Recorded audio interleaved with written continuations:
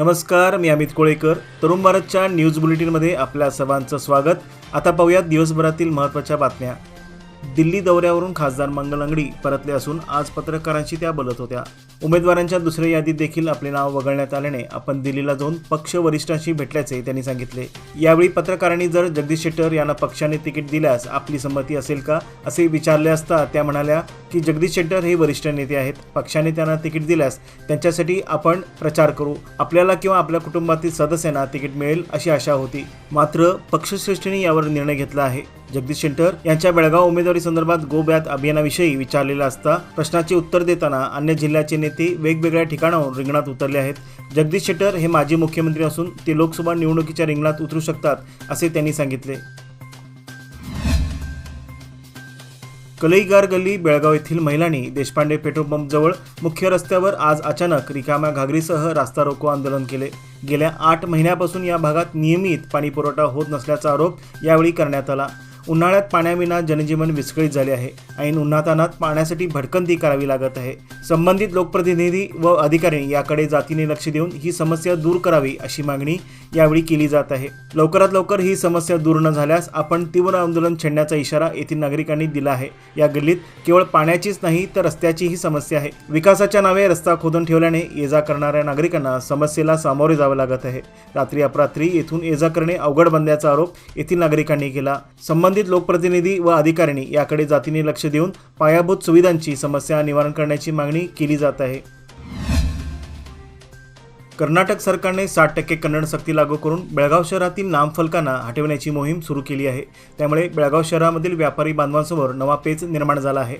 तसेच बेळगाव शहरात भाषावादाला नव्याने ऊत येत आहे. बेळगाव सीमा भागात कन्नड सक्तीच्या नावाखाली बेळगाव महानगरपालिकेच्या अधिकाऱ्यांकडून होत असलेली दमदाटी त्वरित थांबवण्याची मागणी महाराष्ट्र एकीकरण समितीच्या वतीने करण्यात येत आहे. आज या संदर्भातील निवेदन बेळगाव जिल्हाधिकारी नितेश पाटील यांच्या मार्फत सरकारला देण्यात आले. बेळगाव शहरामधील व्यावसायिकांच्या फलकावर 60% कन्नड भाषेची सक्ती करण्यात येत आहे. नियमाप्रमाणे दुकानदारांना 15 दिवसाआधी नोटिसा बजावणे मनपाला बंधनकारक आहे. त्यात ही कारवाई हाती घेण्यात आली आहे. त्यामुळे व्यापाऱ्यांना आर्थिक भुर्दंड बसत आहे. नोटिसा देण्याआधीच अशा प्रकारे घाईगडबडीत दुकानावरील फलक काढून टाकणे बेकायदेशीर असल्याचा आरोप ॲडव्होकेट अमर येळ्ळूरकर यांनी केला आहे. या प्रसंगी महाराष्ट्र एकीकरण समितीचे नेते रमाकांत कोंडोस्कर, महाराष्ट्र एकीकरण युवा समितीचे अध्यक्ष अंकुश केसरकर, रणजित चव्हाण पाटील, महाराष्ट्र एकीकरण समितीचे नेते, पदाधिकारी व कार्यकर्ते मोठ्या संख्येने उपस्थित होते. हलगामच्छे बायपास रस्त्याला न्यायालयाची स्थगिती असतानाही प्रशासनाने पोलीस संरक्षणामध्ये कामाला सुरुवात केली आहे. यामुळे शेतकऱ्यांमध्ये तीव्र नाराजी पसरली आहे. हे काम त्वरित थांबवण्यात यावे आणि शेतकऱ्यांना न्याय मिळवून द्यावा. उभ्या पिकावर जेसीबी चालवून जमीन संपादित करू नये अशी मागणी शेतकऱ्यांमधून होत आहे.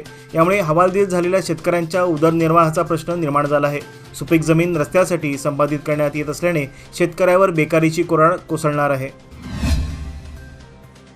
वडगाव येथे बंद अवस्थेत पडून असलेल्या 4 चाकी वाहनाने अचानक पेट घेतला. समजलेली माहिती अशी की वडगाव येथे वजेगल्ली कॉर्नरजवळ बंद अवस्थेत पडून असलेल्या एका कारने आज दुपारी अचानक पेट घेतला. या आगीमागील निश्चित कारण समजले नसले तरी घटनेची माहिती मिळताच तातडीने अग्निशमन दल दाखल होऊन आग विझवली. अधिक तपास सुरू आहे. लोकसभा निवडणुकीची घोषणा केंद्रीय निवडणूक आयोगाकडून उद्या शनिवारी केली जाणार आहे. या निवडणुकीचा सविस्तर कार्यक्रम घोषित करण्यासाठी केंद्रीय निवडणूक आयोग दुपारी 3 वाजता पत्रकार परिषद आयोजित करणार आहेत. ही घोषणा झाल्यानंतर त्वरित आदर्श निवडणूक आचारसंहिताही लागू केली जाईल. सीमा भागात मराठी व्यापारी आणि नागरिकांना कन्नड सक्तीला दररोज सामोरे जावे लागत आहे. सकाळी दुकाने आस्थापने उघडण्यापूर्वीच दारात महानगरपालिकेचे कर्मचारी व्यापाऱ्यांच्या दुकानावरील मराठी फलक फाडून टाकत आहेत. नियमाप्रमाणे महानगरपालिकेला व्यापाऱ्यांना नोटीस बजावून दंड वसूल करण्याचा अधिकार आहे. मात्र येथे सत्य परिस्थिती वेगळी असून दुकाने उघडण्यापूर्वीच महानगरपालिकेद्वारे दुकानावरील बोर्डाची नासधूस करायला सुरुवात केली आहे. अशा प्रकारे व्यावसायिकांच्या वैयक्तिक मालमत्तेचे नुकसान करण्याचा यांना अधिकार कुणी दिला आहे? सीमा भागातील मराठीपण संस्कृती आणि मराठी माणसं संपल्यानंतर महाराष्ट्र सरकार जागे होणार का असा थेट सवाल सीमा भागातील मराठी जनता आणि व्यापारी वर्ग करत आहेत.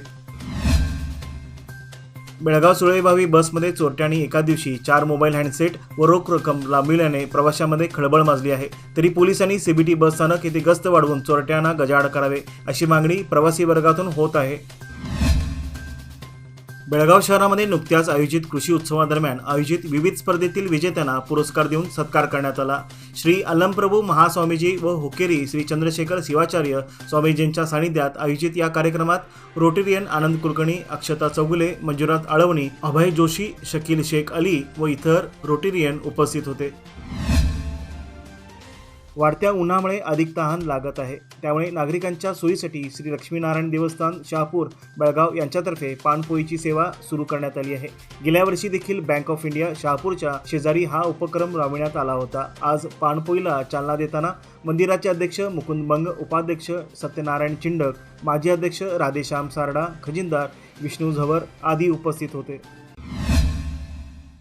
25 वर्षांपासून आमच्या उपयोगासाठी देण्यात आलेली जमीन अद्यापही अक्रम सक्रम प्रक्रियेमधून आमच्या नावे करण्यात आलेली नाही। सदर जमीन तातडीने आमच्या नावे करावी अशी मागणी दलित लाभार्थ्यांनी तहसीलदार यांच्याकडे निवेदनाद्वारे केली आहे। यावेळी भीमवाद दलित संघर्ष समिती राज्य समिती सदस्य केंपण्णा शिरट्टी, शिवणप्पा माळकरी, करेप्पा करेप्पगोळ, अरुण यलवादी, मारुती शिरहट्टी यांच्यासह दलित कार्यकर्ते उपस्थित होते। बेळगाव व चिक्कोडी लोकसभा मतदारसंघासाठी भाजपकडून उमेदवारी मिळवण्यासाठी सातत्याने प्रयत्नशील असलेले माजी खासदार रमेश कत्ती यांची भाजपने अंतिम टप्प्यात उमेदवारीचा पत्ता कट केला। त्या पार्श्वभूमीवर नाराज असलेले रमेश कत्ती यांच्याशी संपर्क साधला असता तरुणभारतशी बोलताना ते म्हणाले की मी भाजपचा निष्ठावंत सेवक आहे, अखेरपर्यंत पक्षासाठी प्रामाणिकपणे कार्यरत राहणार असल्याचे सांगितले।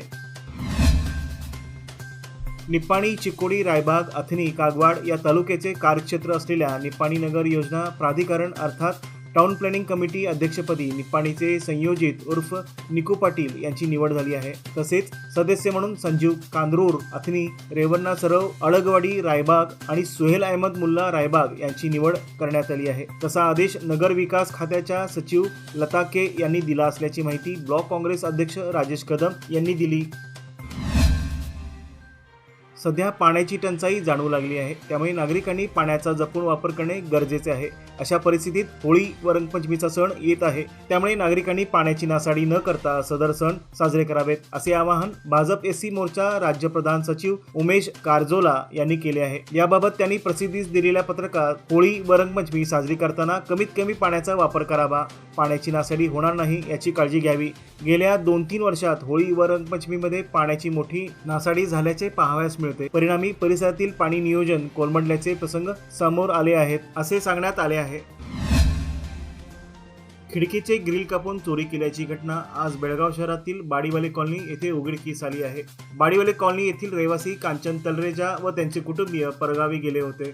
चोरट्यांनी त्यांच्या घराच्या खिडकीची ग्रिल कापून घरात प्रवेश केला आणि 5,000 रुपये रोख रक्कम लंपास केला आहे। शहापूर पोलीस या घटनेचा अधिक तपास करीत आहे। याचबरोबर आजचे बातमीपत्र येथे संपले। अधिक माहिती आणि ताज्या घडामोडी करता पाहत रहा तरुण भारत न्यूज चॅनल। तसेच आमच्या चॅनलला लाईक, शेअर आणि सबस्क्राईब करायला विसरू नका आणि विश्वासार्ह बातम्यांसाठी दररोज वाचा दैनिक तरुण भारत। धन्यवाद।